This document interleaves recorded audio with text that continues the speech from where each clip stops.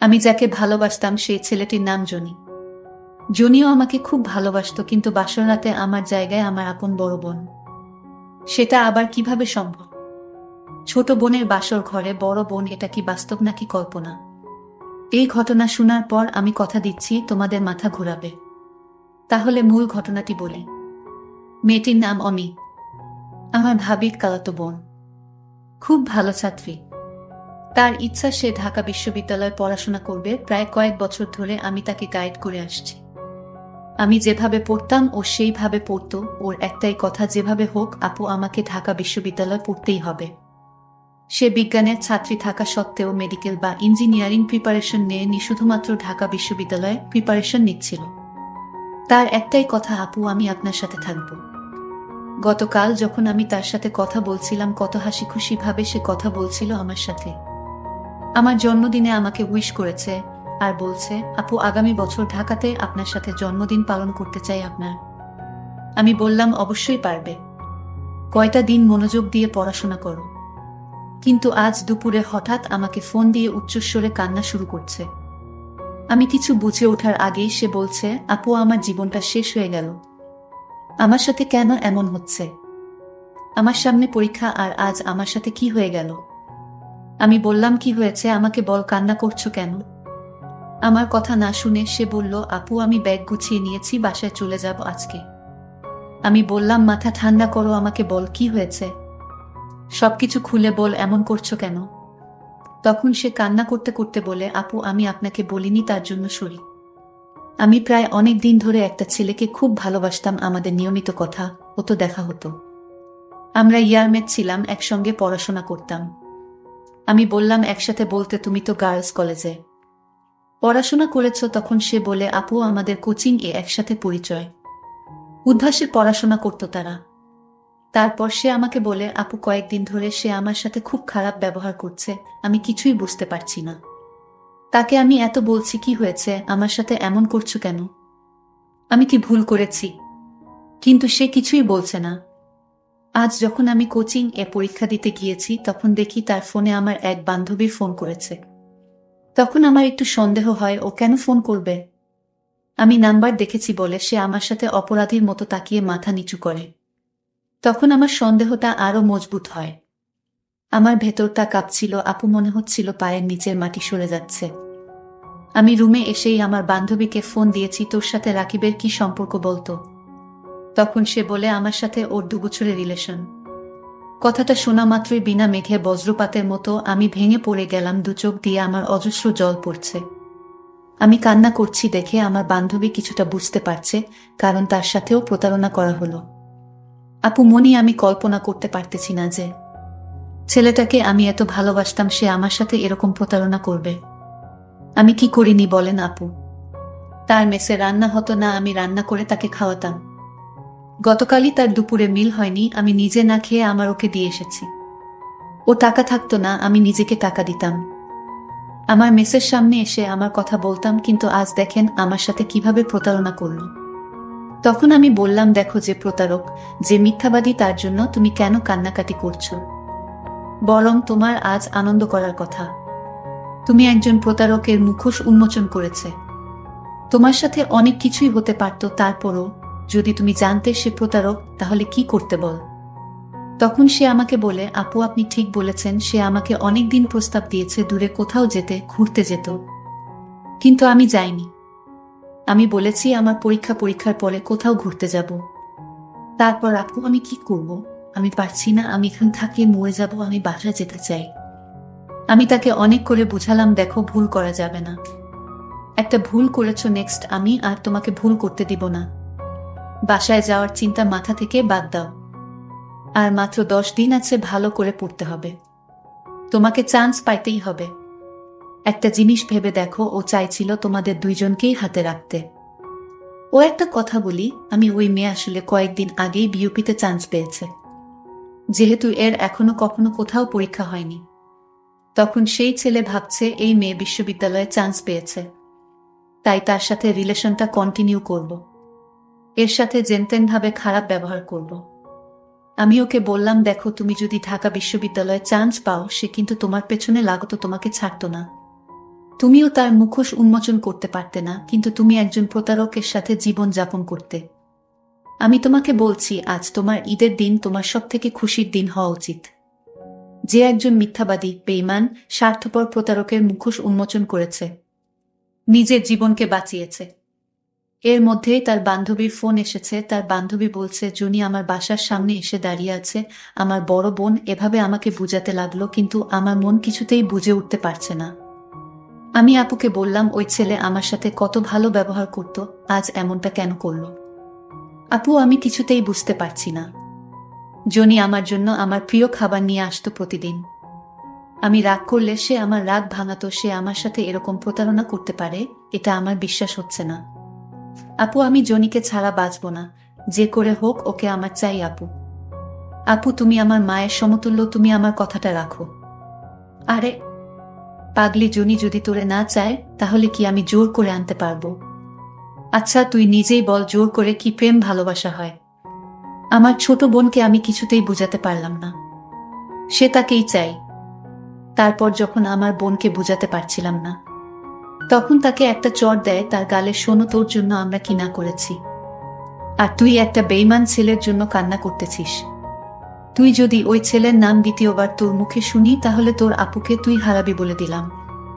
আমি কোনো উপায় না পেয়ে নিজের মনকে বুঝাতে লাগলাম, আপু তো সত্যিই বলেছে, আমি একটা প্রতারক ছেলের জন্য কেন কান্না করব?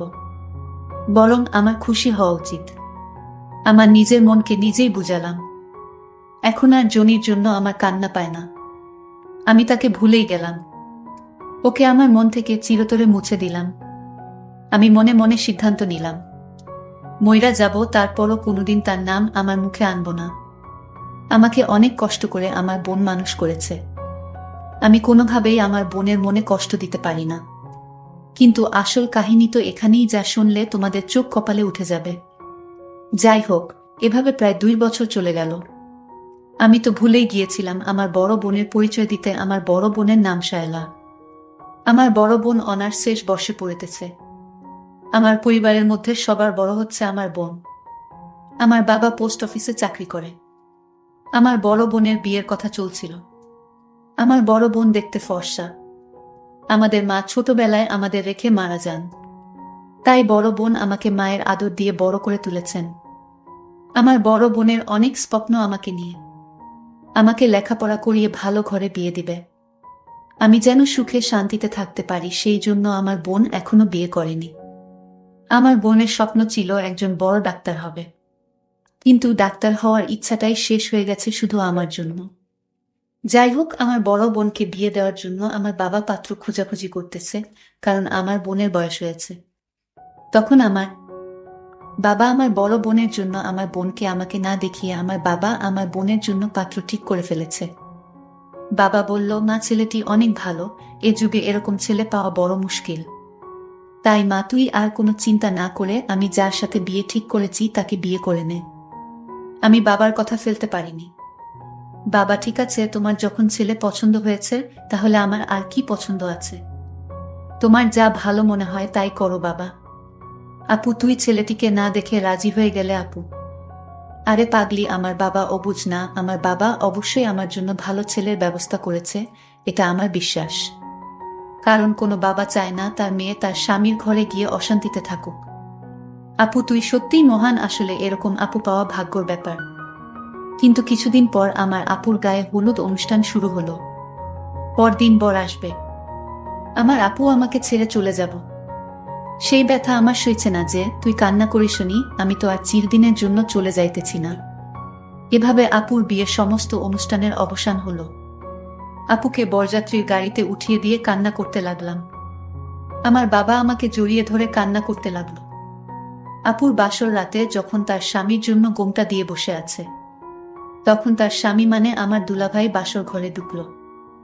যখন তার গোমটা সরালো, আপু তার বরের মুখ দেখে থমকে যায়।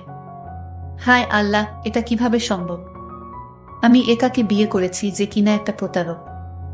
আমার আর চিনতে বাকি রইল না। যে জায়গায় আমার ছোট বোন থাকার কথা, আর সেই জায়গায় আমি কিছুতেই মানতে পারবো না। আমি জনিকে বললাম, তুই হাত সরা। তুই আমার বোনকে যে কষ্ট দিয়েছিস, তুই আমার বোনের সঙ্গে যে প্রতারণা করেছিস, তোকে আমি স্বামী হিসেবে কিছুতেই মেনে নিতে পারবো না। জনি বলল, কি হয়েছে তোমার? আমি তো কিছুই বুঝতে পারছি না। তোর বোঝা লাগবো না।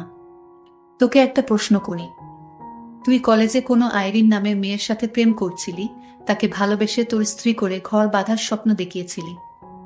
হে, করেছিলাম। সেটা তো অতীত, এটা তুমি কি করে জানলে?